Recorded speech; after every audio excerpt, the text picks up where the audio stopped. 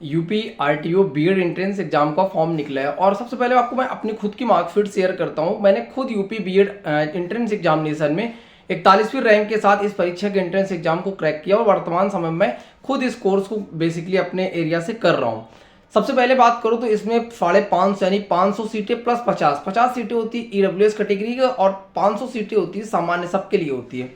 550 सीटें होती है और बहुत सारे कैंडिडेट्स इसमें परीक्षा में बैठते हैं।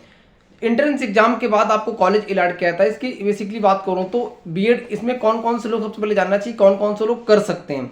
अगर आपका ग्रेजुएशन के बाद आपने फेस टू फेस मोड, समझिएगा बात को, फेस टू फेस मोड का मतलब क्या होता है?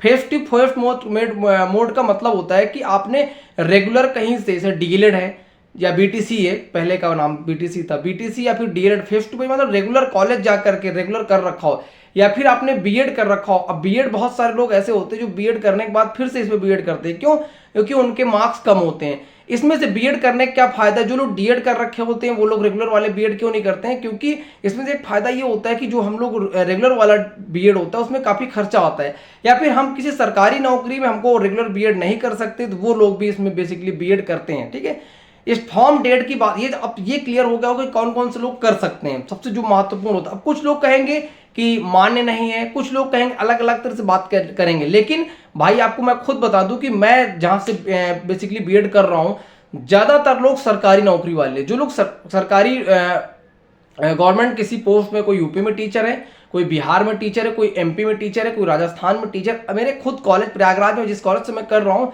उस कॉलेज में खुद इस तरह से कैंडिडेट्स है। 55 सीटें बेसिकली होती है हर कॉलेज में। तो अब मैं फॉर्म डेट की बात करूंगी। इसकी फॉर्म डेट इसकी स्टार्ट है बेसिकली मार्च से, 19 मार्च से आप इसका फॉर्म फिलअप कर सकते हैं। कब तक फॉर्म भरा जाएगा? इसकी लास्ट डेट बेसिकली 30 अप्रैल तक आप इसके फॉर्म को भर सकते हैं। अगर आप 30 अप्रैल तक इसके फॉर्म को नहीं फिल कर पाते हैं तो इसकी लास्ट डेट, मतलब लेट फीस के साथ आप फॉर्म को फिलअप कर सकते हैं, और लेट फीस के साथ आप 10 मई तक इसके फॉर्म को भर सकते हैं। प्रवेश परीक्षा की फीस की बात करो तो इसकी फीस बेसिकली होती है 1200 रुपए। 1200 रुपए आप पे करोगे, आपका फॉर्म भर जाएगा, आप जाओगे परीक्षा देने और परीक्षा दोगे। उसके बाद बेसिकली मैं अलग किसी वीडियो में शेयर करूंगा इसका सब्जेक्ट क्या होता है, किस किस सब्जेक्ट से बेसिकली कितने कितने क्वेश्चन पूछे जाते हैं एंट्रेंस एग्जाम में। एक वीडियो में हर चीज नहीं बताई जा सकती, जिससे वीडियो बहुत लंबी हो जाती है। करेक्शन डेट, अगर आप फॉर्म में कोई मिस्टेक करते हैं तो 11 से 15 मई के बीच में आप करेक्शन कर सकते हैं फॉर्म। लेकिन मैं आपको अच्छे से बताऊंगा कि फॉर्म आप कैसे भर सकते हैं ताकि कोई गलती हो ही नहीं, कुछ ऐसी चीज पूछी नहीं जाती कि आपको गलती करने का मौका मिले। एक चीज गलती होती है, फेस टू फेस मोड लोग समझ नहीं पाते, वो मैंने पहले ही वीडियो आपसे क्लियर कर दिया है। एलिजिबिलिटी मैंने क्लियर कर दिया है।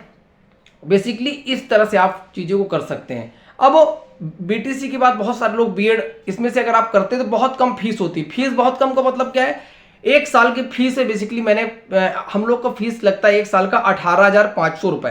थोड़ा बहुत और खर्चे मान लीजिए, बहुत थोड़ा बहुत प्रैक्टिकल वाइवा का थोड़ा थोड़ा, बस लगभग आप ये समझिए कि 2 साल में आपका आराम से ठीक ठाक, उससे काफी कम पैसे में आपका बीएड हो जाएगा। आपको रेगुलर कॉलेज अटेंड नहीं करना पड़ेगा, डेली जाना नहीं पड़ेगा। ये सब फायदे हैं। मैं खुद इस बार बीएड कर रहा हूं और मैंने एक चीज इसके पहले भी अपनी मार्कशीट को शेयर कर रखा है।